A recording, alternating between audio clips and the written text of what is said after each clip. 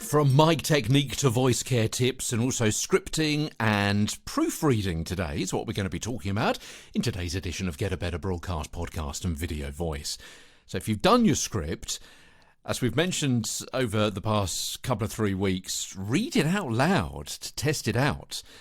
Because whether it's you or someone else is going to read it out loud, then that's the process you've got to go through first to hear it in your ears, not just in your head. So check for the things we've been talking about: grammar, spelling, flow, the pace, the rhythm of the piece, whether there's any unintended rhymes or unintended jokes, repetitive patterns and so on. And also the layout as well, because one of the skills you'll need to develop is knowing how to work with scripts that are unhelpfully structured, too formal, badly or confusingly written, or simply badly placed on the page. Yeah, because being greeted with a chunk of text, a block of script, is like being shouted at, and it's easier to mark up a script and to read it if you can easily spot where sentences start and finish. It helps with basic things like breath control and intonation and so on. White space is your friend, my friend, so consider basics like paragraphs rather than loads of run-on sentences,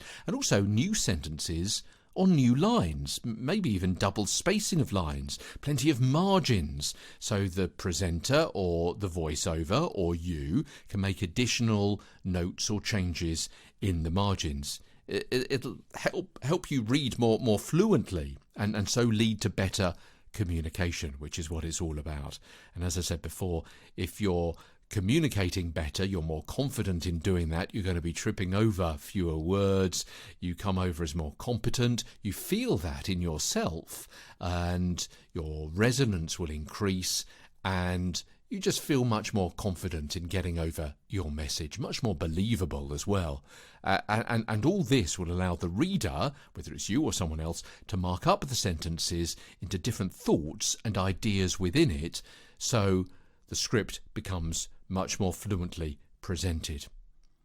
Your written direction for a script can also come into this as well, because if you're writing for somebody else, or whether someone else is writing for you, you may have to put at the top of the script how you want it delivered, or they may have written at the top how they want you to read it, which is what we're going to be talking about tomorrow as Get a Better Broadcast Podcast and Video Voice continues.